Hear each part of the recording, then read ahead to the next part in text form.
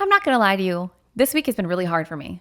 So today's episode is for the moms who are so good at being strong, they forget how to fall apart. For the moms who have been in survival mode so long, they can't remember what peace feels like. For the moms who've held everything together for everyone else while quietly unraveling inside. This one's for you. This one's for me. Because there's a kind of pain we carry when we never had the time to grieve, never had time to rest, and never had permission to feel what it cost us to survive.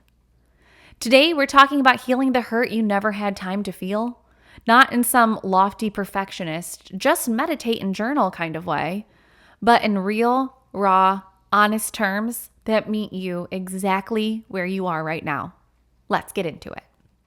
Welcome to the Be Mighty Mom podcast. I'm your host, Ash, mom to an autistic child with a rare disease, boundary setter, and your voice of fierce, honest truth.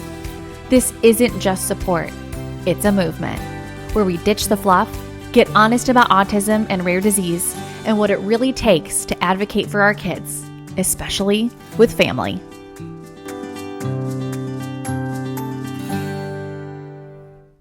The day your child was diagnosed with autism or rare disease or both or something different entirely, something shifted in you. Maybe it was slow, maybe it was instant, but you became more than a parent. You became an advocate, a researcher, a medical translator, a scheduling coordinator, a human shield. And while you were busy learning about therapies and insurance codes and hospital protocols, no one stopped to ask what was happening inside of you. Here's what they don't say out loud.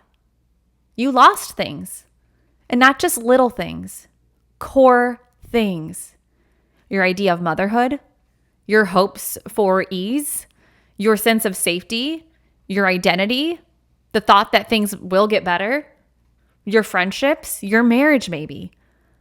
But the grief was never given a name because everything, as it should have been, was about your child. Right? Rightly so. But that doesn't mean your pain just vanished.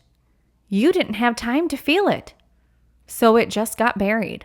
Let's name what this actually looks like in daily life, because chances are it's showing up even if you're too tired to notice. You snap at your partner, then instantly feel guilty. You cry in the bathroom when the kids are asleep, but you don't even know why. You fantasize about disappearing, not because you want to die, but because you don't know how to rest. Like maybe you joke about running away to New Mexico. You feel numb sometimes. Other times, everything feels too much. You can't remember the last time you felt like you. You're not crazy. You're carrying a silent, invisible grief, and it's heavy. And what's worse? The world rewards you for it. They say, "You're so strong" when you don't cry. They say, "You're such a good mom" when you sacrifice everything. They say, "I don't know how you do it." And then they leave you to keep doing it alone. There's a book by Bessel van der Kolk called The Body Keeps the Score. And that title alone says everything. Your body remembers what your brain pushed aside. It remembers the ER visits, the appointments, the sensory meltdowns, the rig rides, the judgmental stares, the trauma of not being believed, the exhaustion of always being on. Unprocessed pain doesn't go away. It gets stored. Chronic headaches, insomnia, rage outburst, anxiety, panic attacks, brain fog. These aren't character flaws. They're symptoms of survival. Your nervous system has been running on high alert for years and it's tired. But you've probably never had a safe place to say that. So let this be that place. Take a breath. Yeah, right now. You don't have to perform here. Grief isn't just for death. Grief is for anything you loved and lost, or anything you hoped for that never came. You're allowed to grieve the parenting books that didn't apply to your child, the friends who disappeared when your life got too much, the missed milestones, the marriage that became strained, the holidays that ended in meltdowns, the life you imagined and didn't get. And grieving doesn't make you ungrateful. Grieving what you lost does not mean you don't love your child. You're not grieving them. You're grieving the dream, the freedom, the normalcy that you thought you'd have. And you're allowed to hold both heartbreak and love in the same hand. Moms like us sometimes just need a moment. Moment is 0 sugar, 10 to 15 calories, and made with natural ingredients like ashwagandha to help you feel calmer, more balanced, and re-energized. So the next time you need to catch your breath but can't stop, your meditation will be ready for you wherever you are. Head to drinkmoment.com and use code BeMightyMom in all caps for 15% off. That's drinkmoment.com. Enhance your mood and stay in the moment. Okay, so now what? You might be thinking, but I don't have time to heal. I barely have time to shower. I get it. So let's talk about what healing can look like in this life. It doesn't mean you have to wake up at 5 a.m. to meditate.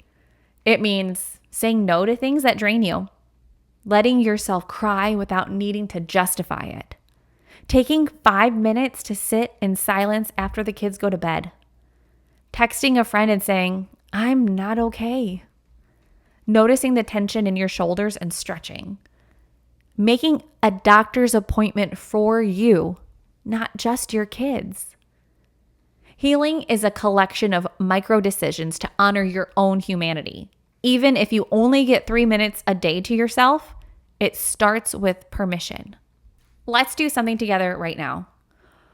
Wherever you are, unless you're driving, close your eyes. Take 1 deep breath in and exhale slowly. Now, place your hand over your heart and say this to yourself out loud or in your head. I am allowed to feel. I am allowed to grieve. I am allowed to rest. I am allowed to heal. I am worthy of care, not just as a mother, but as a person. Stay there for just a few more seconds. No pressure to fix anything. Just be. You were never meant to carry this much without being held. You were never meant to be strong 24/7. You were never meant to disappear under the weight of caregiving. You matter, not just because of what you do for your child, but because you are a person with needs, with limits, with dreams, with hurt that deserves healing. So maybe today you take 1 small step. Drink water. Cry the tears. Make the therapy appointment for yourself. Say the hard truth out loud. And if you can't do any of that right now, that's okay too. This episode is a seed. Let it plant. Let it sit. Let it soften you over time. If this spoke to your soul, I'd be so honored if you'd share it with a friend or leave a review. And you can follow me on Instagram at BeMightyMom for daily reminders that you're not alone in this. You are allowed to heal the hurt you never had time to feel. And I'm so proud of you for surviving and still being open to the idea of more than just surviving. Until next time, be gentle with yourself and stay mighty. Bye.